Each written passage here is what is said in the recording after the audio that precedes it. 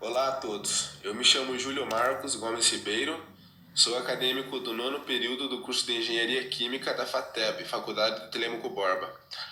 Esse trabalho tem como orientadora a professora doutora Kelly Cristiane Yaros e iremos apresentar o trabalho sobre bioplástico, visão geral sobre sustentabilidade e ecologia.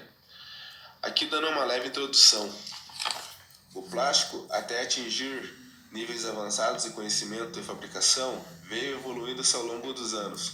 Sua produção em larga escala surgiu na década de 50, pois até então, após várias evoluções, essa matéria derivada do petróleo veio a ganhar moldagens e especificações para cada utilização. O consumo de material plástico está presente em várias situações. No entanto, devido à questão de aspecto e impactos ambientais e sociais gerado pelo mesmo no meio ambiente, como o descarte incorreto em rios e solos, devido suas características de longo tempo para se decompor e liberação de componentes tóxicos e o microplástico, esses materiais, quando encontrados descartados em locais inadequados, causam somente transtorno e até mesmo a morte de um sistema. Seu consumo e sua forma inadequada de descarte causam um abalo urbano, ecológico e social, devido suas características de derivar de uma fonte fóssil e suas moléculas formadas através da polimerização que levam alto tempo para degradar-se com micro-organismos, como bactéria no meio ambiente, causando grandes impactos, pois 71% do que se é produzido está descartado em ruas, aterros sanitários, rios e mares. O bioplástico, que se decompõe em água e solo até 40 dias, sem deixar resíduos e sem causar intoxicações por animais da vida marinha, para não confundir com alimentos. Por derivar de matérias renováveis, o bioplástico torna-se sustentável para um sistema, podendo ser uma alternativa quanto à utilização de plásticos poliméricos sintetizados provenientes do petróleo. Sustentável por derivar de fontes renováveis, baixo custo, disponibilidade, não tóxico e biocompatível. Outros métodos também é a apuração bacteriana em fontes de carbono. O plástico, por ser um polímero, resina de fácil obtenção, tendo como fonte principal e na forma sintética extraídos do processo de craqueamento da nafta do petróleo, onde individualizam-se moléculas que, por processo de polimerização, obtêm-se o composto desejado para tal empregabilidade. A alta demanda de plástico interceptada junto com a necessidade de embalagem e armazenamento faz com que o plástico, ótimo material moldável com diversas aplicabilidades e fins, muito úteis nos dias atuais, ganhe um destaque único devido à sua finalidade e seu baixo aproveitamento, tanto por reciclagem quanto por readequação no sistema logístico. Sua aplicabilidade: sacolas plásticas, canudos, copos descartáveis, garrafa PET, entre outras aplicabilidades, fazem com que estudos em novas tecnologias alternativas aconteça, isto é, tecnologias alternativas renováveis e sustentáveis que causem o mínimo de impacto em seu local de trabalho. Todavia, seu fragmento em moléculas de plástico, os microplásticos, causadores de morte e contaminação em seu meio. Olhando para esse simples material do cotidiano, quando descartado em ruas, rios, mares, solos, canais pluviais, causam um imenso aspecto negativo, gerando um impacto resultante em enchentes que causam alagamentos e destruição de casas e plantações, podendo transmitir doenças, assim como quando em presença aos mares e rios, onde os animais daquela flora confundem com alimentos e acabam ingerindo, causando morte prematura de uma espécie. Surge como alternativa o bioplástico, uma alternativa renovável de aplicação e utilização do plástico convencional proveniente do petróleo. Aqui na figura da esquerda notamos que as fontes do bioplástico são de fontes vegetais, onde ele passa por um processo de sintetização e sai o seu produto. Na figura da direita nós enxergamos garrafas, copos, bandejas, cadeiras, todos derivados do plástico verde, isto é, plástico verde ou os bioplásticos, que são biodegradáveis e se decompõem. O petróleo, sendo uma fonte esgotável e poluidora do nosso planeta, atualmente tem sido a principal fonte de polímeros. Em indústrias petroquímicas, cuja origem do produto é fóssil, o plástico é obtido através do craqueamento da nafta, que representa 20% do total de petróleo, conforme ilustrado na figura. Então aqui está a figura desde a origem lá de quando é extraído o petróleo, correspondendo a 100% em massa. Desse 100% ele é dividido. 70% do volume total vai para diesel e óleos para aquecimento. Apenas 10% vão para outros e 20% é a nafta. Dessa nafta ela passa por um processo de craqueamento e destilação que irá gerar matéria-prima para a indústria, representando 7%, gaseificação, que corresponde a 11%. Dessa matéria-prima para a indústria, outros produtos químicos representam 3% e os plásticos representam 4%, desde lá a origem do petróleo até a sua extração e sintetização. Esse valor de 4% pode até parecer um valor baixo, mas olhando o cenário atual, nota-se que ele é um valor um tanto absurdo de elevado, em compensação à sua pequena porcentagem. O plástico, seja qual for a sua forma estrutural, tanto como seus componentes constituintes, é denominado um polímero. Entretanto, nem todo polímero é um plástico. A definição do termo plástico está relacionada com a capacidade de ser moldado. Aqui na figura pegamos como exemplo a molécula do etileno, que possui uma dupla ligação com carbono, uma ligação covalente. Essa molécula, esses átomos, irão passar por um processo de polimerização. O que é a polimerização? É onde rompe-se essa dupla ligação entre carbono-carbono e gera-se um par de elétrons para cada um dos átomos. Esses átomos com par de elétrons disponível irão se ligar a outros componentes, formando uma longa cadeia de carbono, como representada na figura do meio. Essa longa cadeia de carbono é denominada um polímero. A figura embaixo da do meio mostra que ele pode ser representado como, entre parênteses, os átomos principais e fora do parênteses o N, que significa o número de blocos atômicos que contém dentro da molécula. E esse valor pode ser absurdamente grande, tanto como de 500 até 10.000 unidades.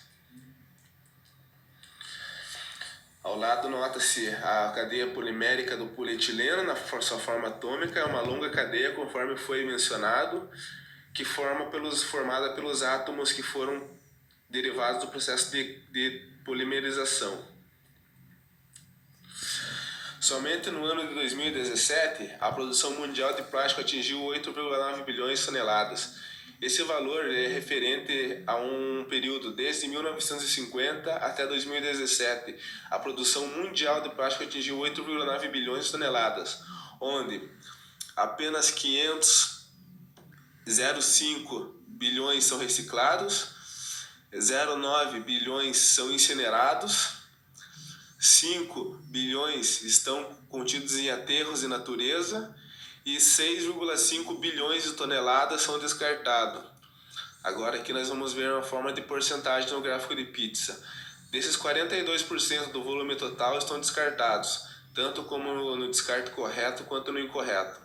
32% desse valor corresponde ao descarte em aterros sanitários e na natureza. 17% desse valor total estão em uso. 5% foram incinerados. Esses incinerados causam um impacto por gerarem gases do efeito estufa e apenas 4% estão reciclados.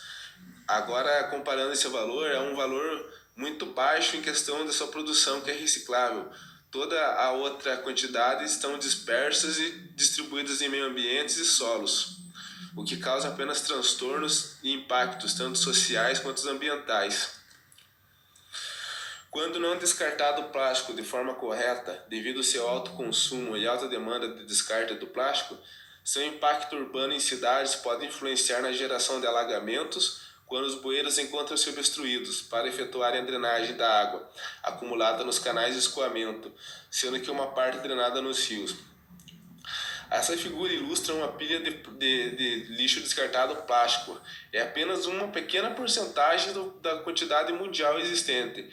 Mas eu chamo a atenção nessa figura porque conforme foi mencionado no texto, esses plásticos podem estar distribuídos em cidades cuja a sua destinação vai para as bocas de bueiros, que causam obstrução deles e quando ocorre chuva causam enchentes e inundações. Essas enchentes e inundações podem destruir casas, transmitir doenças. E quando ele é arrastado pelos rios ou está em solos e mares, O plástico, por ele não se decompor, mas ele está exposto ao ambiente, ele sofre atrito com as pedras e decomposição ultravioleta fotovoltaica causada pela a luz solar. A geração de produtos que resulta em microplásticos, que são substâncias totalmente cancerígenas, tanto para animais como para humanos, e que já estão presentes no nosso dia a dia devido a essa decomposição impactadora do nosso sistema. O bioplástico é um material produzido de matéria-prima orgânica, renovável e sustentável, como amido, cana-de-açúcar, óleo de mamona, milho, proteína de soja. Esses materiais são utilizados para a sintetização de biopolímeros. Existem vários pequenos projetos, como o Eco Sururu, que transforma a casca do sururu e garrafa PET transformam em telhas, uma finalidade para a destinação do plástico, tanto com uma mistura com um componente orgânico alternativo. Uma curitibana ganha o Prêmio Nacional e Internacional de Embalagem para substituir bandejas de isopor. Essas bandejas de isopor provenientes do plástico convencional levam 300 anos para se decompor. Uma pesquisa da USP revela que filmes plásticos obtidos através do amido, eles podem ser formados através do amido e não concorrem com o amido com a parte alimentícia. No Brasil, atualmente, 2 estados já sancionaram 2 leis, o São Paulo e o Rio de Janeiro. Em São Paulo está totalmente proibida a utilização de canudos e copos descartáveis em lanchonetes e restaurantes, e a sua parte governamental exigiu nas suas compras de materiais que eles substituíssem o polipropileno por materiais alternativos degradáveis. Os plásticos possuem propriedades semelhantes a dos plásticos sintetizados do petróleo, sendo ótimos materiais de substituição e empregabilidade de suprimentos de utilização dos mesmos. Então, os mesmos materiais plásticos que são provenientes do petróleo, os bioplásticos, os materiais alternativos, têm conseguido chegar ao mesmo material correspondente, mantendo as mesmas estruturas e capacidades, com um diferencial de não ser poluidor do ambiente e não deixar vestígios, ele se decompõe totalmente por inteiro. O plástico derivado do petróleo leva cerca de 500 a 1 milhão de anos para se decompor, enquanto que o bioplástico leva de 3 a 4 semanas. Eu chamo a atenção de vocês agora nessa figura, onde do lado esquerdo tem uma pilha de garrafas PET do plástico convencional de petróleo, versus na sua direita uma garrafa obtida do biopolímero, bioplástico ou plástico verde. Nota-se que as garrafas do lado esquerdo PET do plástico convencional, quando expostas a tempo, elas se mantêm a sua mesma estrutura sem causar alteração.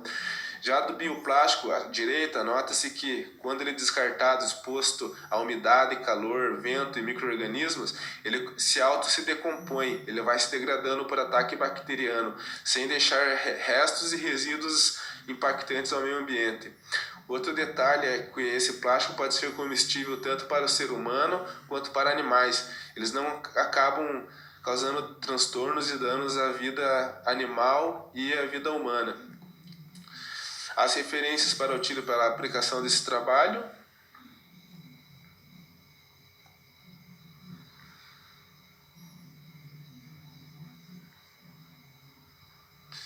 E agradecimento à professora doutora Kelly pela orientação desse trabalho.